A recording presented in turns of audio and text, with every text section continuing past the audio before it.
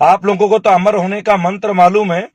क्या पता कोई ऐसी दवाई आप लोगों ने खा रखी हो कि जब हम लोग दादा हो जाएंगे तब तक भी आप ही सरकार चलाते रहेंगे, क्योंकि ईवीएम के माध्यम से तो आप जीतते ही रहेंगे। अगर एक बार हिम्मत है तो कोई ईवीएम के ऊपर बात कर ले तो शायद चुनाव की विचारधारा ही बदल जाएगी और देश में एक नया मानचित्र आ जाएगा। लेकिन मेरा एक प्रश्न है कि माननीय गृह मंत्री जी ने आज बंगाल में अपने अभिभाषण में कहा बंगाल का सोने का बना के दिखाएंगे, किसानों को बना के दिखाएंगे, और दक्षिण परगना में हम जो है मछलियों का हम एक बहुत बड़ा समुद्री मरीन इसका वो बनाएंगे। मुझे ये बता दीजिए, आपकी सरकार तो गुजरात में मरीन टेक्नोलॉजी के कितने काम कर दिए आपने? गुजरात में कितने सारे एक्वेटिक एनिमल्स के लिए काम कर दिया है, मछलियों के लिए कितना बड़ा बड़ा पालन केंद्र बना दिया, जरा वो भी पब्लिक को बता दीजिए। लगभग 30 साल से आप लोग हैं। आंध्र प्रदेश में भी आपकी संयुक्त सरकार थी पहले, वहां कितने बड़े बड़े काम कर दिए। और भी बहुत सारे राज्य हैं। बंगाल के लिए ऐसे जुमले मत दीजिए। लेकिन मैं बंगालियों को एक बात बताना चाहूंगा, गौर से सुनिएगा मेरे भाइयों। मेरी भी तबीयत बहुत हल्की है, कमजोर हूं थोड़ा, अभी आराम नहीं मिल पाता है।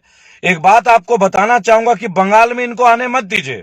अगर ये बंगाल में आ जाएंगे ना तो ये हावड़ा ब्रिज को भी अडानी जी और अंबानी जी को दे देंगे, और उस हावड़ा ब्रिज पे चलने के लिए और पास करने के लिए भी आपसे टैक्स ले लेंगे, क्योंकि निजीकरण इनका पहला हथियार है।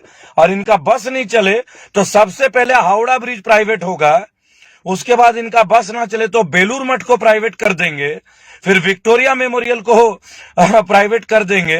पश्चिम बंगाल की जितनी बड़ी बड़ी जगह है तमाम जगह को प्राइवेट बना देंगे, और आप जब उनमें जाएंगे घूमने के लिए तो आपसे टैक्स ले लिया जाएगा। ये इस सरकार की, ये बीजेपी की सरकार की एक बहुत ही सोची समझी नीयत है। मैं आपको बता दे रहा हूं, आज केवल एयरपोर्ट प्राइवेट नहीं है, कल एयरपोर्ट नहीं, कल हावड़ा ब्रिज को भी ये प्राइवेट करेंगे। और हावड़ा ब्रिज को जब आप पैदल चल के पार करेंगे तो उसके लिए भी पैसे मांगे जाएंगे, और फिर बोलेंगे कि हमने सोनार बांग्ला बनाने के लिए बोला था, पैसे दे दीजिए, हम लोग कलेक्शन कर लेते हैं, फिर बंगाल का सोने का बना देंगे। और अगर सोने का ना बना दें तो बंगालियों को सुला ही देंगे, ये तय है। ये सोने का बांग्ला नहीं बनाएंगे जी, ये सोने का बांग्ला बना देंगे। आज जो बंगाल चल रहा है ना, कल वो बंगाल सो जाएगा। और ये जिस जिस प्रदेश में जा रहे हैं वहां जनता सो ही रही है, वहां जनता सोने में नहीं है, वहां सोना नहीं है, क्योंकि पेट्रोल अब हीरे की कीमत पे जाने वाला है। मैंने कल भी कहा था कि आप गाड़ी खरीदिएगा कैश में, लेकिन आपको पेट्रोल ईएमआई से लेना होगा। आप समझिएगा कितना छोटा सा तर्क है। तो इन लोगों को बंगाल में मत आने दीजिए। और मैं तमाम किसान नेताओं से एक विनम्र आवेदन निवेदन करूंगा, विनम्र निवेदन, कि सर आप लोग रेल रोको कर रहे हो, आप लोग बंगाल चलो का निकालो ना, कि चलते हैं बंगाल। आप सभी किसान नेता बंगाल की ओर चलिए ना सर एक बार। अभी तो पंजाब में कल बीजेपी सारी सीटें हार गई है निकाय चुनाव में।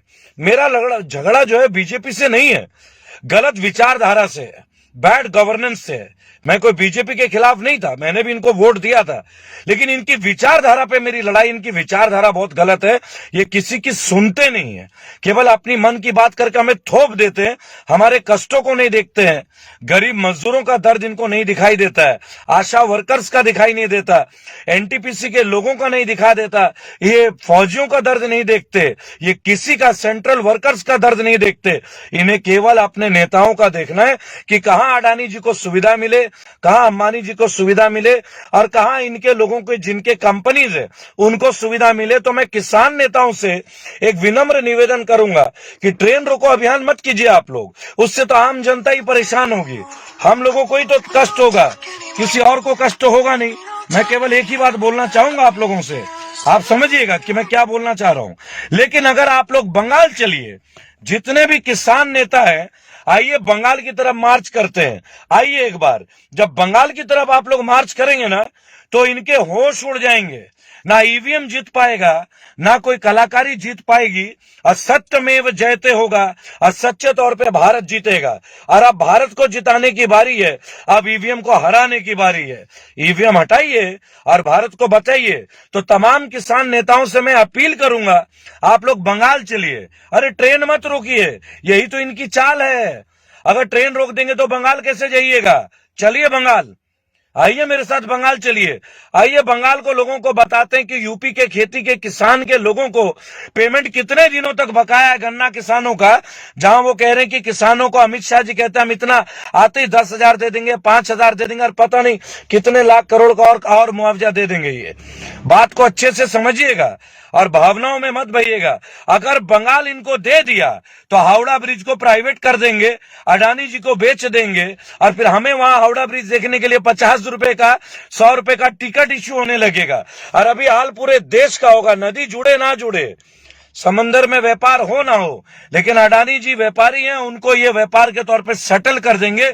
मोदी जी के मित्र हैं भाई, मोदी जी के पारिवारिक मित्र हैं, केवल मित्र नहीं है, जहां जाते हैं उनके साथ होते हैं। हमारी लड़ाई मोदी जी से भी नहीं है, हमारी लड़ाई उन लोगों के लिए है जिनका हक छीना जा रहा है और अभी हक छीनने नहीं देंगे। हम लोग युवा हैं और युवा शक्ति, मातृशक्ति, मजदूर शक्ति, व्यापारी शक्ति, तमाम शक्तियों को मिला के हम बंगाल जा रहे हैं। आइए तमाम किसान नेताओं को हम दरख्वास्त करें, निवेदन करें कि आइए बंगाल चलते हैं।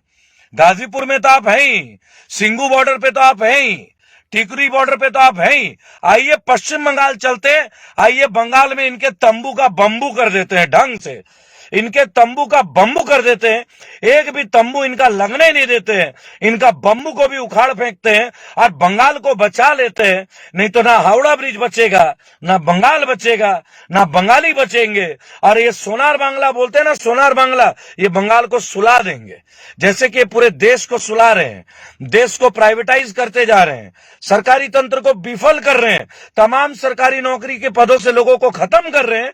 लाखों वैकेंसी है लेकिन युवाओं को नौकरी नहीं दे रहे हैं। युवा टेस्ट पास कर ले रहे हैं लेकिन उसके बाद भी युवा को उनका अधिकार नहीं मिल रहा है। आइए बंगाल चलिए। किसान आंदोलन के सभी नेताओं को मैं आग्रह करूंगा, राकेश टिकैत जी, आपको भी, चडुनी जी, पन्नू जी, किसान मुक्ति मोर्चा संगठन के, संयुक्त किसान मोर्चा के नेताओं को, किसान मजदूर एकता संगठन के लोगों को मैं विनम्र निवेदन करूंगा, आइए बंगाल चलिए, बंगाल बचाइए, भारत बचाइए। बंगाल बच जाएगा तो भारत बच जाएगा। अगर ईवीएम जीत गया तो ना बंगाल बचेगा और ना भारत बचेगा। अब हम सबकी नैतिक जिम्मेदारी है, ना पेट्रोल के रेट घटेंगे, ना सोने का रेट घटेगा, ना हमारा जीवन का स्तर बढ़ेगा। हम गरीब से गरीब हो जाएंगे और ये देश गरीब हो जाएगा। जय हिंद, जय भारत। अगर आप चाहते हैं गरीब हर वंचित इंसान की आवाज आप तक पहुंचे तो हमारे चैनल को सब्सक्राइब करें और बेल आइकन का बटन दबाना ना भूलें। देखते रहिए बहुजन न्यूज।